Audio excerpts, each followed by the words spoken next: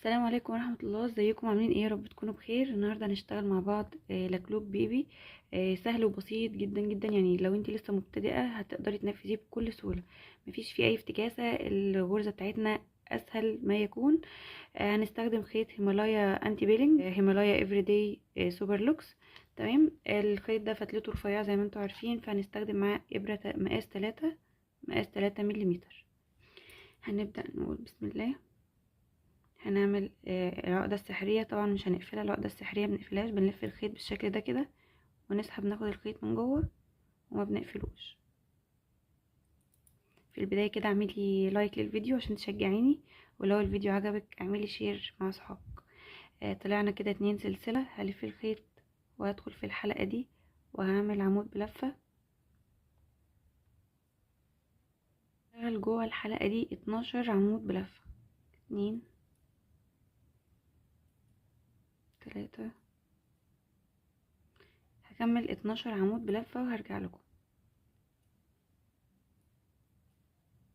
عملت كده 12 غرزة عمود بلفة. هسيب سلسلتين الارتفاع وهقفل في اول غرزة اشتغلناها بغرزة منزلقة بالشكل ده. وطبعا بنسحب الخيط ده كده عشان نقفل الدايرة كويس. بناخد الخيط ده معانا واحنا شغالين، يا تسيبيه في الاخر وتبقي تنضفيه تحت الغرز. فهطلع 2 سلسلة ارتفاع، والاتنين سلسلة دول مش بعتبرهم اي حاجة خالص. هلف الخيط وهدخل في نفس الغرزة اللي انا طالعة منها. هاخد بس الخيط ده معايا كده تحت الشغل عشان يتنضف بالمرة. هعمل عمود بلفة، وفي نفس المكان هعمل كمان عمود بلفة. الغرزة اللي بعدها هعمل برضو 2 عمود بلفة.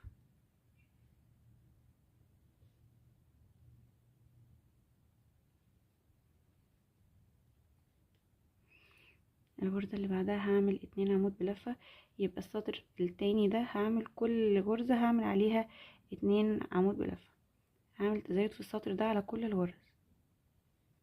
تمام. هوصل برضو لاخر السطر وارجع نبدأ السطر الجديد مع بعض. وصلت كده لاخر السطر وخدت الخيط ده معايا كده للاخر عشان انضفه. هقص بس الجزء ده دلوقتي. هقفل بقى، هسيب سلسلتين الارتفاع وهقفل في اول غرزة اشتغلناها في اول السطر، وهقفل بمنزلقة. هنا اجمالي الغرز بتاعتنا 24. اشتغلنا الدور الاول 12، اشتغلنا تزايد في كل غرزة غرزتين، بقى معايا 12 غرزة. ضروري جدا ان انت تعدي الغرز بتاعتك كل سطر عشان الشغل بتاعك يبقى مظبوط، وكمان الفردتين يبقوا زي بعض بالظبط. طلعت 2 سلسلة ارتفاع وهشتغل اول غرزة، تانية، تالتة، وهاجي عند الغرزة الرابعة وهعمل تزايد. هدخل وهعمل 2 عمود بلفة. يبقى هشتغل السطر الثالث كل غرزة عليها غرزة واحدة 3 غرز، والغرزة الرابعة هي اللي فيها تزايد. اول 3 غرز بدون تزايد، 1. الغرزة التانية من غير تزايد، الغرزة التالتة من غير تزايد، الغرزة الرابعة فيها 2 عمود بلفة، 1 2. اخر 4 غرز هنشتغلهم مع بعض، 1 2 3. الرابعة هنعمل فيها التزايد،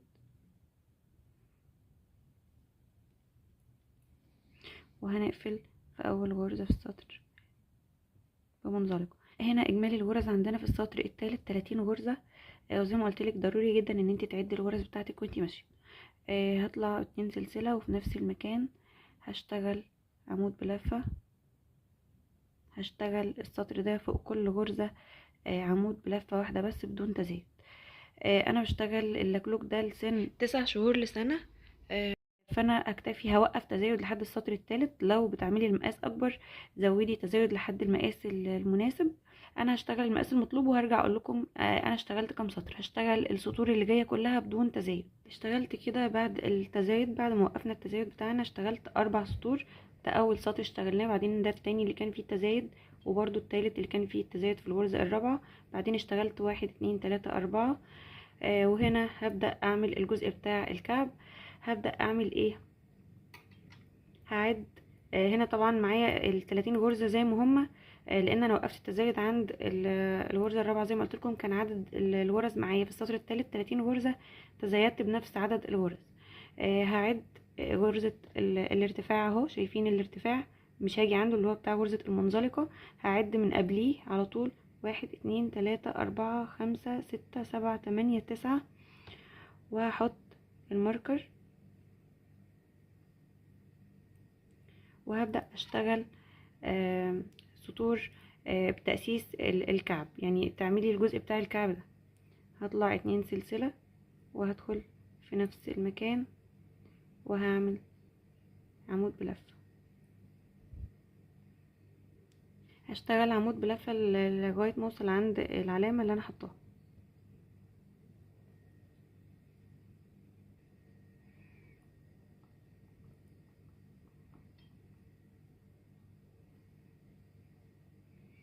واخر غرزة هشتغلها اللي هي الغرزة اللي قبل الماركر على طول، الغرزة رقم 21. يعني الماركر بتاعنا مش هنشيله من مكانه خالص.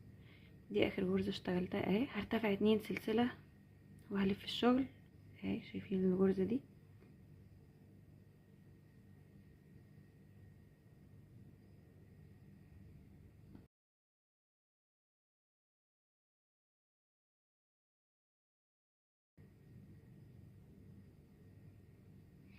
هشتغل على كل غرزة غرزة عمود بلفة واحدة بس.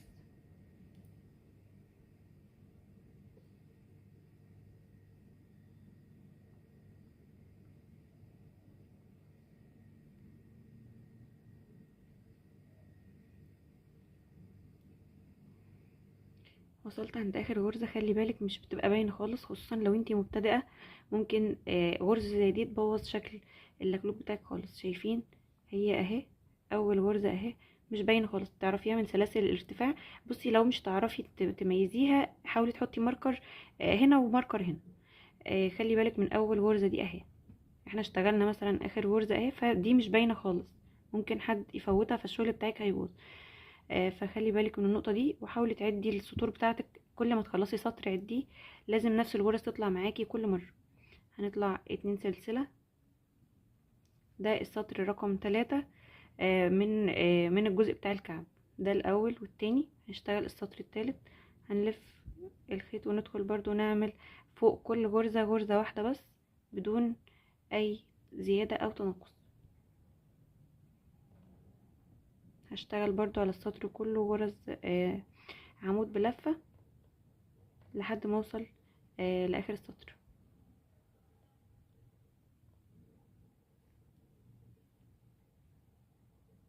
هنبدأ نشتغل السطر رقم 4.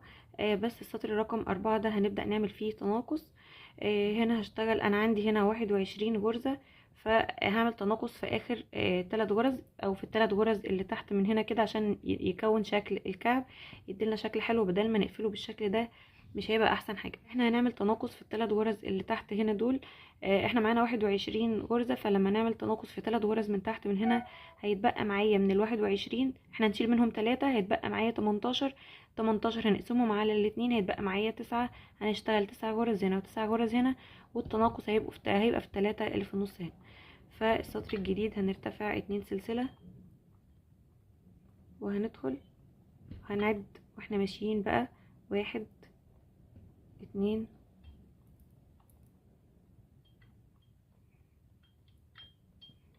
3 4 5 6 7 8.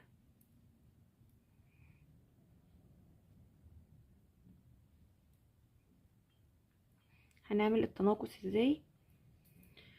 هندخل هنلف الخيط وهندخل في الغرزة اللي عليها الدور، في اول غرزة من التناقص، وهنسحب الخيط. هنطلع من حلقتين هنلف الخيط وهندخل الغرزة اللي عليها الدور التانية وهنطلع من حلقتين، هنلف الخيط وندخل الغرزة التالتة. كده معايا 5 حلقات على الابرة. هلف الخيط واطلع من 2، هلف الخيط واطلع منهم كلهم، وهشتغل ال9 حلقات او 9 غرز اللي في الجنب التاني غرزة عمود بلفة، فوق كل غرزة غرزة واحدة بس.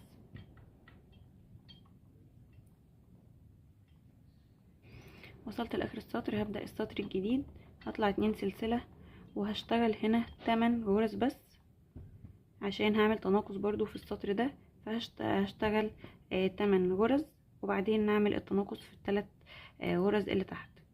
يبقى كده اشتغلت 1 2 3 4 5 6 7 8. هبدأ اعمل التناقص بتاعي في ال3 غرز اللي عليهم الدور. هدخل في الغرزة اللي عليها الدور واسحب الخيط واطلع من حلقتين 2 بس، والغرزة اللي بعدها هدخل واطلع من حلقتين بس، والغرزة التالتة هدخل واسحب اطلع من حلقتين وبعدين اطلع من ال4 حلقات مرة واحدة. هكمل لاخر السطر فوق كل غرزة غرزة واحدة برضو بنفس الطريقة. هشتغل السطر اللي عليه الدور، هطلع 2 سلسلة، هلف الشغل، هشتغل فوق كل غرزة هشتغل غرزة واحدة بس. هنا السطر ده خلاص مش فيه تناقص، هشتغل فوق كل غرزة غرزة واحدة بس لحد ما اوصل لاخر السطر.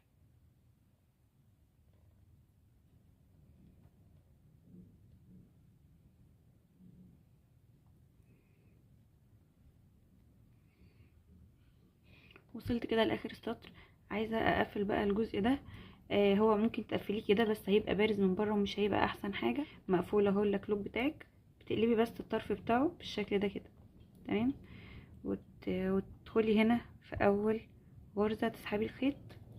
هنبدا نقفل على الظهر بمعنى صح يعني، وهعمل سلسله بس وهدخل في كل غرزه وهدخل في الغرزه المقابله ليها، هدخل تحت الغرزه دي والغرزه المقابله ليها،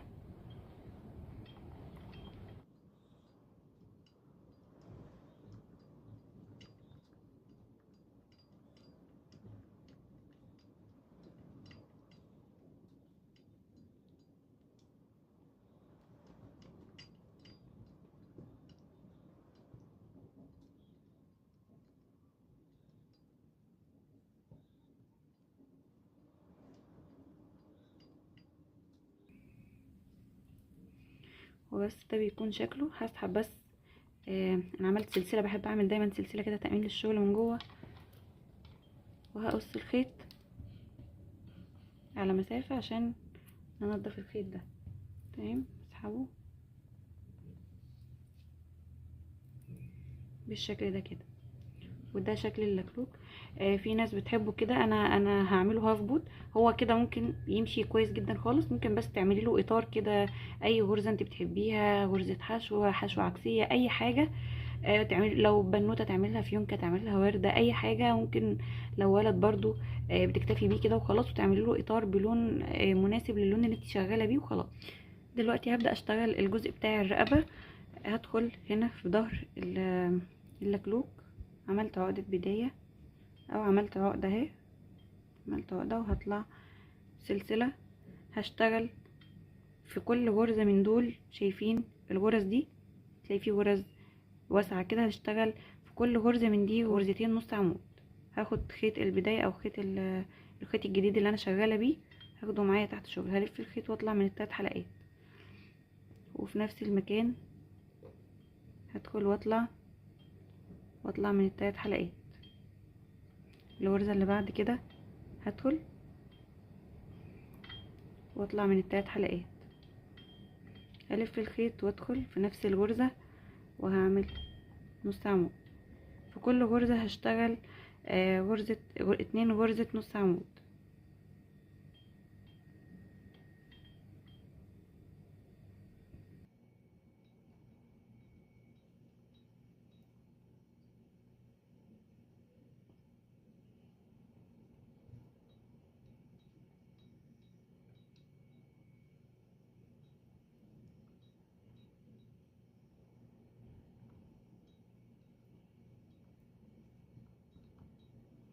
اخر عمود اشتغلناه في بداية الجزء بتاع القدم هشتغل 1 نص عمود،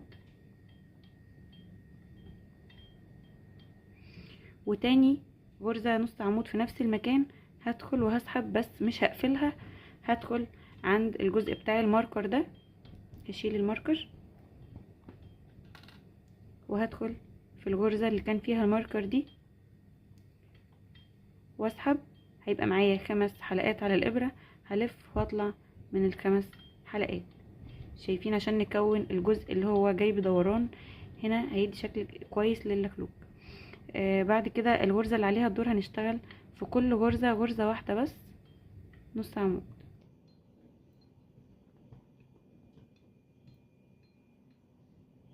هنيجي عند اخر غرزة قبل الغرزة بتاعت برضو بداية القدم اللي هي اول عمود بلفة بتاعت القدم، هنيجي هناخد اخر غرزة هنا، شايفين اهي،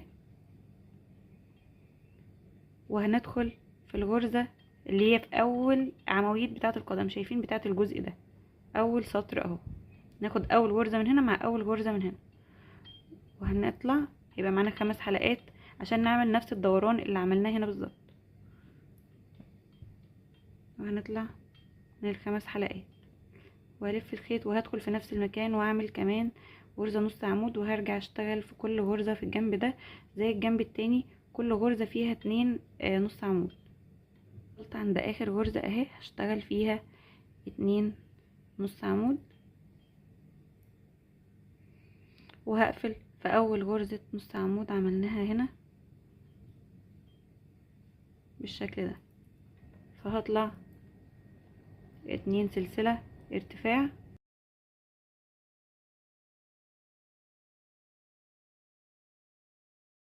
فوق كل غرزة هعمل غرزة واحدة بس عمود بلف.